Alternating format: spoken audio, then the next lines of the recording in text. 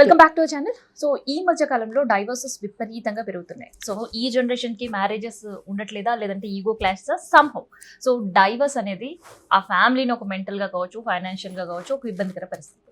So ఒక్కసారి మనం మాట్లాడదాం ఇదే ఇష్యూ పైన. ప్రజెంట్ మనతోటి స్టూడియోలో అడ్వకేట్ అండ్ అనలిస్ట్ గా, తర్వాత సోషల్ యాక్టివిస్ట్ గా ఉషశ్రీ గారు ఉన్నారు. నమస్తే అండి. నమస్తే.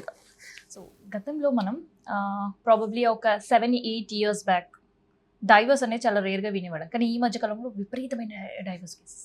సో 7-8 years బ్యాక్, నేను 16 years బ్యాక్ తీసుకున్నాను. నేను ప్రోటోటైప్ ని divorce. So it was very tough back then. Yes, and it's becoming విరివిగా, తెలుగులో చెప్పాలంటే చాలా విరివిగా సరసమైన ధరకి దొరికితే ఎలా అయితే మనం ఫ్రీ కూపాన్స్, డిస్కౌంటెడ్ ఐటమ్స్ కొన్నట్టు డివోర్స్ తీసేసుకుంటున్నారు. వాయిస్ నువ్వేమో బాగా డీల్ చేస్తూ ఉంటుంటారు క్లయింట్స్ వచ్చినప్పుడు. What the reason they use? ఇది నాకు కొట్టిన పిండి. నాకు almost 182 single women and couple counselling చేశాను నేను. Mostly I do lot of alternate dispute resolution. కుదిరినంత కలపడానికి ట్రై చేస్తాను నేను. ఎందుకంటే ఈ సివిల్ కేసెస్, క్రిమినల్ కేసెస్, ఈ లిటిగేషన్ ఇవన్నీ okay, because that doesn't need any. ఎందుకంటే ఆ డిసైడ్ అయిపోతాడు కొట్టుకు సర్దామని, లేదా కాన్ఫ్లిక్ట్ ఉన్నప్పుడు క్రిమినల్ కేసు అవుద్ది, అండ్ ఎవరో ఒకళ్ళకి ఆశ పెరిగినప్పుడు సివిల్ లిటిగేషన్ అవుద్ది. సో అందులో కాంప్రమైజ్ చేయడానికి బేసికల్గా ఏమి ఉండదు. ప్యూర్గా డెఫినెట్గా సివిల్ కేసు అయితే కోర్టులో లక్షలకో వాడు పడగలెత్తుంటాడు ఒకడు, ఇంకొకళ్ళు ఏదో పాపం విక్టిమైజ్ స్టేట్లో ఉంటాడు. అందులో కాంప్రమైజ్ అనేది ఉండదు.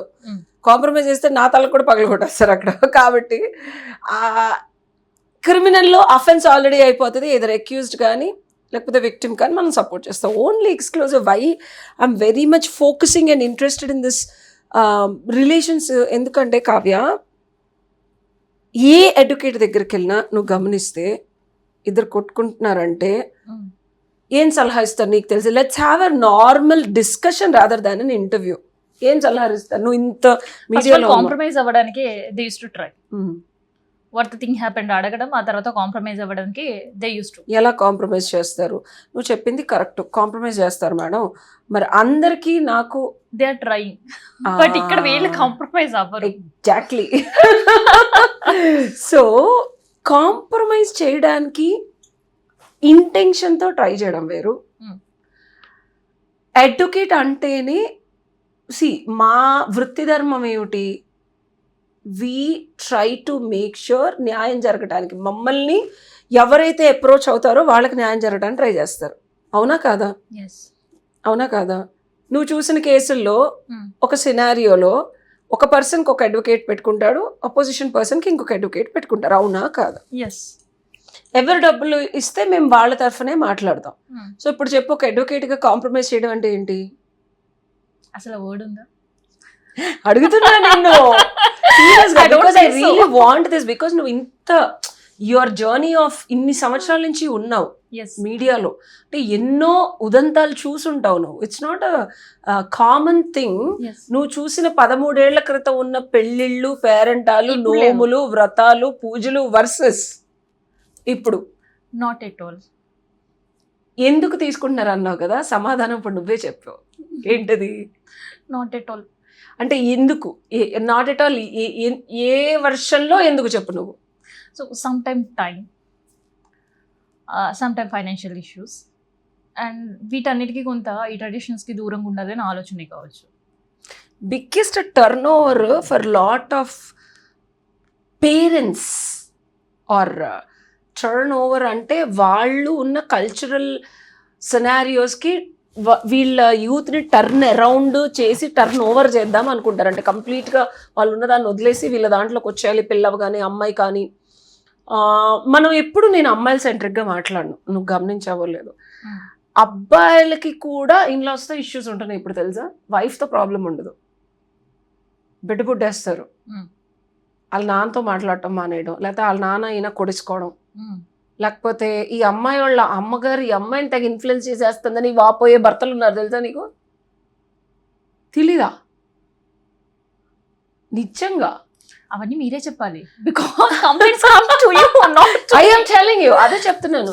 With 100% authoritative figure to talk, because నేను రియల్ టైమ్ సినారియోస్ చూశాను కాబట్టి. చాలామంది అనుకుంటారు అమ్మాయిలు మారారండి, అమ్మాయిలకి డబ్బులు ఎక్కువ సంపాదిస్తున్నారండి, అడ్జస్ట్ అవ్వట్లేదండి, వంటలు చేయట్లేదండి, ఫిజికల్ రిలేషన్షిప్ కూడా మాతో కాకుండా ఇంకెవరితోనో ఏలియేషన్ ఆఫ్ ఎఫెక్షన్ ఉందండి, అమ్మాయి క్రుయాలిటీ నా మీద చూపిస్తుంది అనే అబ్బాయిలకి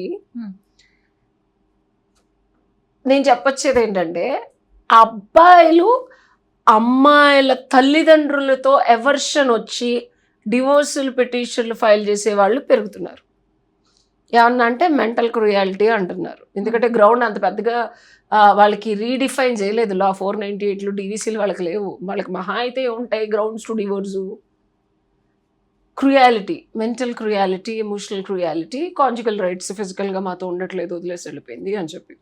సో డివోర్స్ రేటు పెరగడానికి కావ్య ఇద్దరు వ్యక్తుల మధ్యలో మనస్పర్ధలు, వాగ్వివాదాలు, ఫైనాన్షియల్ ఇష్యూస్, అర్థం చేసుకోలేకపోవడం, కల్చరల్ బ్యారియర్సు, ఆ అమ్మా నాన్న ఈ అమ్మా నాన్న వినట్లేదు అనేది నార్మల్గా సినారియోస్. ఇంకా కొన్ని ఉంటాయి, చెప్పు ఏముంటాయో. ఇప్పుడు అంటే నువ్వు మోడర్న్ విమెన్ని చూస్తున్నావు, ఇంకేం ఉండొచ్చు, ఇవన్నీ బాగున్నా ఇంకేం రావచ్చు, ఈగో క్లాషెస్, అదే మిస్అండర్స్టాండింగ్. సో ఈ డైవర్సెస్కి వెళ్ళినప్పుడు వైఫ్ అండ్ హస్బెండ్ కొంతవరకు ఎందుకంటే డైవర్స్ ఇవాళ ఇచ్చాము అంటే, పిటిషన్ వేసాము అంటే ఒక 1 monthలో వచ్చేది కాదు. It had some process. కానీ ఆ ప్రాసెస్ ఎండ్ ఆఫ్ ద డేలో వెదర్ వైఫ్ ఆర్ హస్బెండ్ మనసు మారో లేదంటే బుద్ధి మారో సంథింగ్ హ్యాపెండ్, మళ్ళీ డైవర్స్ వద్దు అని అనుకుంటారు. సో అలాంటి కేసెస్లో వాళ్ళు ఏం చేయాలి? ఇందాక నేను అడిగిన క్వశ్చన్ని ఇక్కడే లింక్ చేస్తున్నా. Done. ఇందాక నేనేం అడిగాను, ఇవన్నీ కాకుండా ఇంకేం పాసిబుల్గా రావచ్చు కావ్య అని అడిగితే your little struck. What else is coming in this scenario which it's like కొట్టిన పిండి for me on an everyday basis is the lot of health issues that's been happening these days. Whatever reasons, పిల్లలు పుట్టకపోవడం అవ్వచ్చు, అనుకోకుండా supreme court వారు ఇచ్చిన ఉత్తర్వులు జారీ చేయడం వల్ల ఫిజికల్గా సెక్షువల్ డిసీజెస్ అవ్వచ్చు, which nobody is talking these days. Grounds for divorce చెప్తున్నాను నీకు, ఇంత పచ్చిగా ఇన్ని ఉన్నాయా మేడం అని నువ్వు అన్నట్టు నేను చూస్తున్నాను ఎవ్రీడే. వర్క్, కెరియర్, నువ్వు ఈగో అంటావు, కానీ బేసిక్ కామన్ సెన్స్ అంటావు. అబ్బాయికి పెరిగినప్పుడు అమ్మాయి అర్థం చేసుకొని పిల్లల బాధ్యతని తీసుకొని కొంచెం, అంటే ఇప్పుడు జాబ్ హైక్ అవ్వచ్చు, రీలొకేషన్ ఇష్యూస్ కూడా వస్తున్నాయి తెలుసా నీకు. ఇదివరకుట్లాగా ఇప్పుడు ఒక జాబ్ చేస్తే 20-30 ఏళ్ళు ఒక దగ్గరే ఉండడానికి అవుతుందా ఇండియాలో? సాఫ్ట్వేర్, ఎస్పెషల్లీ సాఫ్ట్వేర్కి జాబ్ హైక్ కోసం హైదరాబాద్ నుంచి ఢిల్లీయో, ఢిల్లీ నుంచి పూణేయో, బెంగళూరు, వేరెవర్ దెర్ ఈజ్, బాంబేనో, చెన్నైయో, ఇలా అయినప్పుడు బిడ్డల్ని తీసుకొని మిడిల్ ఆఫ్ ద దీంట్లో రాకపోవడం, అక్కడికి వెళ్ళటం వల్ల వస్తుందా మేడం ప్రాబ్లం? కాదు, అక్కడికి వెళ్ళటం వల్ల కొత్త కొత్త రిలేషన్షిప్స్ వస్తున్నాయి, దానివల్ల డిస్టెన్స్ వస్తుంది. సో ఇలా ఇదే కాకుండా ఇంకొక 8 కారణాలు ఉన్నాయి, మళ్ళీ మరిన్ని ఎపిసోడ్స్లో మాట్లాడుకుందాం. సో బేసిక్ స్టాండర్డ్ ఇష్యూస్ ఏదైతే ఉన్నాయో ఇవి కాకుండా హెల్త్ ఇష్యూస్, రీలొకేషన్ వల్ల వచ్చే ప్రాబ్లమ్స్, నాట్ జస్ట్ రీలొకేషన్ అయిపోవడం వల్ల డిస్టెన్స్ రావట్లా, రీలొకేషన్ అవ్వడం వల్ల కొత్త ఆఫీసుల్లో అమ్మాయిలు అవనివ్వు, ఒక్కొక్కసారి భర్తల్ని వాళ్ళ అమ్మల దగ్గర పిల్లల్ని వదిలేసి అమ్మాయిలు వెళ్ళినప్పుడు కొత్త ఆఫీస్లో పరిచయాలు పెరగటమో, లేకపోతే వాళ్ళ మీద ఎఫెక్షనో, తెలుసో తెలియకో చేరువ అవటమో, అవసరానికి తగ్గట్టు అవ్వచ్చు. There are n number of reasons. అంటే అమ్మాయి క్యారెక్టర్ని మనం ఇక్కడ అసాసినేట్ చేయడానికి లేదు, తప్పదు, తను అక్కడ సర్వైవ్ అవ్వాలన్నప్పుడు నేను ఎవరితో మాట్లాడను, మడికట్టు కూర్చుంటాను, నేను నా పనే చేసుకుంటానంటే ఇప్పుడున్న సినారియోలో అవ్వదు. Because in work you have to talk with everybody, you are working with everybody. So అలాంటప్పుడు ఏమవుద్దంటే ఫిజికల్ ఇంటిమసీస్ పెరిగి వాళ్ళతో ఎక్స్ట్రా మ్యారిటల్ అఫైర్స్ అయ్యి, అంతెందుకు I have a head constable who had this issue. Imagine, head constable అంటే ఎంతమంది అడ్వకేట్లు తెలుస్తారు, madam మీరైతేనే నా భార్యను మార్చగలరు, నాకు డబ్బులు పే చేసి మరీ మాట్లాడిచ్చారు. సో ఇందాక మళ్ళీ కమింగ్ టు బోల్డ్ అంతమంది అడ్వకేట్లు కాంప్రమైజ్ చేస్తారు, ఎవరు డబ్బులు ఇస్తే వాళ్ళకే చేస్తారు. దాంట్లో నేను ఫాలో అయ్యే ధర్మం కర్మం ఏంటంటే, డివోర్స్కి వెళ్ళేటప్పుడు ఎవరైతే డబ్బులు ఇచ్చారో, ఎస్పెషల్లీ ఫ్యామిలీ లాలో, I don't do this to every other practice of corporate or criminal or civil, అందులో మనం ఎవరికి తీసుకుంటే వాళ్ళకే నించొని ఉండాలి. ఇందులో ఒక కుటుంబం కావ్య 2 విషయాలు చెప్తా. ఇలాంటి సందర్భాల్లో డివోర్స్లు కేసేస్తున్నారు. ఫిజికల్ రిలేషన్షిప్ వేరే వాళ్ళతో ఉందని తెలిసి సెక్షువల్లీ ట్రాన్స్మిటెడ్ డిసీజెస్ వచ్చి రీలొకేషన్ అయిన తర్వాత వాళ్ళు ఒక 10 ఏళ్ళు 18 ఏళ్ళు రిలేషన్షిప్లో ఉన్న వాళ్ళు కూడా 13-14 ఏళ్ళు పిల్లలు ఉన్న వాళ్ళు కూడా ఇంకొకరు వెళ్తున్నారు తెలుసా నీకు. అమ్మాయిలు ఉన్నారు, అబ్బాయిలు ఉన్నారు. These are the grounds for divorce. ఇంకా చెప్పాలంటే ఇది అసలు ఎవరు మాట్లాడరు. ఒక ఏజ్ వచ్చిన తర్వాత రిలీజియన్ కన్వర్షన్స్ అవడం వల్ల కూడా డివోర్స్లు తీసుకుంటున్నారు తెలుసా. And that's been given as a ground for divorce మన సుప్రీం కోర్టు వారు అండ్ మనకి హిందూ లా ప్రకారం. ఇఫ్ ఎట్ ఆల్ నీ భర్తకి ఇచ్చిన హక్కు ఇది, నువ్వు ఫాలో అయ్యే రిలీజియన్ కాకుండా ఇంకో రిలీజియన్కి కనుక కన్వర్ట్ అయితే కనుక నీకు 100% హక్కుదారుడివి డివోర్స్ తీసుకోవడానికి అనేది గ్రౌండ్ ఫర్ డివోర్స్. సో కొన్ని సంవత్సరాల తర్వాత చెప్తున్నా, రీలొకేషన్ వల్ల అవ్వచ్చు, లేకపోతే ఫారెన్ ట్రిప్ వెళ్ళి అక్కడ పాశ్చాత్య సంస్కృతికి అలవాటు పడిన వాళ్ళు ఒక్కొక్కసారి కన్వర్షన్స్ అవుతున్నారు. It can be any religion to any religion. It's not just Hindu to Muslim are Muslim to any religion other than your own religion అయినప్పుడు కూడా డివోర్స్లు అవుతున్నాయి. సో అలా అయినప్పుడు వాగ్వివాదాలు పెరిగి డివోర్స్కి వెళ్తారు. కొన్ని రోజులు ట్రావెల్ చేసి నేనేం చెప్తానంటే, ఎస్పెషల్లీ నా దగ్గరికి ఇలాంటి కాన్ఫ్లిక్ట్లో వేరే అడ్వకేట్కి ఏదో ట్రై చేస్తారు, వినట్లేదు మేడం హేసేద్దాం డివోర్స్, మ్యాక్సిమం మహా అయితే ఎందుకు, వాళ్ళకి ఏం పని, కలిపితే డబ్బులు రావు, కలపకపోయినా ఇది వృత్తి ఎవరైనా వృత్తిలానే చేస్తారు, కానీ మాకేంటి బియాండ్ ఎందుకు వెళ్తారు. There is nothing wrong with what other people are doing. Why I'm doing what I'm doing is law of karma and dharma అని ఉంటుంది. మన ఆయువు పట్టే మన సంస్కృతికి ఏంటి, మనకు ఒక తల్లి తండ్రి బిడ్డ ఒక చిన్న కుటుంబం, అట్లీస్ట్ చింతలేని కుటుంబం ఉన్నదాన్ని విడగొట్టి చాలామంది సీనియర్ అడ్వకేట్స్ నువ్వు గమనిస్తే ఫ్యామిలీ లాస్ తీసుకోరు తెలుసా. కర్మ నువ్వు పెద్ద అంటే ఒక 20-30 years ఎక్స్పీరియన్స్ అడ్వకేట్స్ని కుదిరితే పర్సనల్గా అడుగు, బయటకు చెప్పరు మీడియాలో. కానీ ఉషా నన్ను ఎందుకు సపోర్ట్ చేసి ఎంకరేజ్ చేస్తారు, నువ్వు వాళ్ళు తీసుకోకపోయినా నాకు కొన్ని పంపిస్తారు, స్పెషల్గా ఉష చేస్తుంది వెళ్ళండి అని.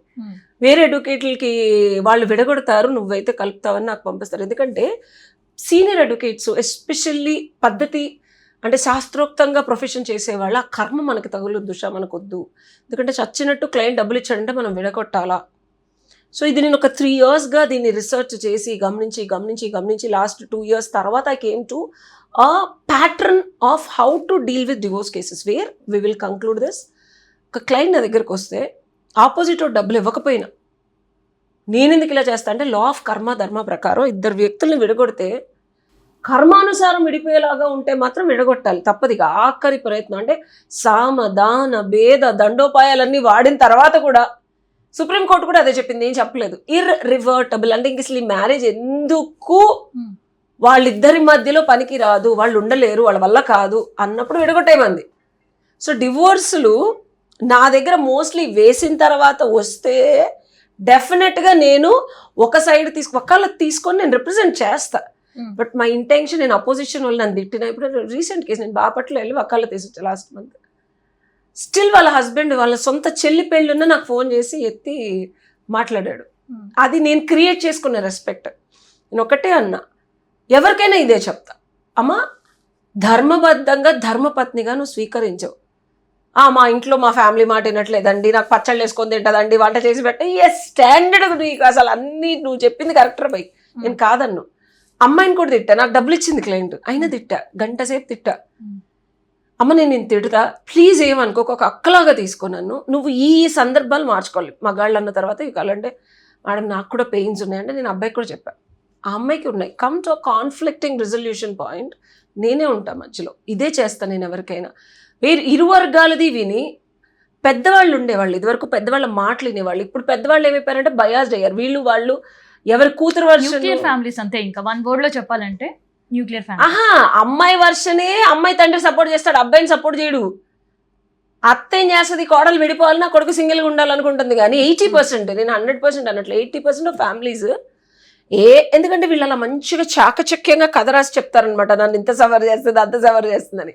సో ఇద్దరిని తిట్టడం అంటే అవసరమైనప్పుడు. ఇప్పుడు ఎందుకంటే వినరు కొంతమంది, వాళ్ళ స్టాండర్డ్ పాయింట్ ఆఫ్ వ్యూలో ఉండిపోతారు. నేనేం చెప్తానంటే, ఒక కప్పు తీసుకుంటే ఆ కప్పులో హుక్ ఇటు పెట్టుకుంటే ఇటేం కనిపించదు, నేను ఎలా పట్టుకున్నాను గాల్లో పట్టుకున్నాను అనిపిస్తుంది, ఇటు తిప్పితే నీకు హుక్ కనిపిస్తుంది. సో ఈ పర్సెప్షన్ చూపించి ఐ ట్రై టు కంక్లూడ్. ఎందుకంటే కర్మ అనేది ఎంతమంది సీనియర్ అడ్వకేట్స్ చెప్పినా నేను ఈ ఫ్యామిలీలో రావడానికి రీజన్ ఏంటంటే, నేను విడగొట్టే ఇంటెన్షన్తో చేయను టు కంక్లూడ్. నువ్వు చెప్పావు కదా మధ్యలో ఒక 6 months 2 months 1 year లోపే మ్యాక్సిమమ్ ఇద్దరిని కలిపేస్తాను నేను. ఎందుకంటే కాంటెక్స్టే, ఇద్దరు మనుషులు ఇతను రొస్టుగా ఉన్నాడు అంటే ఇంకో కొత్త అబ్బాయి వచ్చేదో సుఖపెడతాడు అనుకోవడం నా జీవితంలో చూడలేదు సెకండ్ మ్యారేజెస్లో థర్డ్ మ్యారేజెస్లో సక్సెస్ అయిన వాళ్ళకి. నేను ఒకటే చెప్తా, Hmm.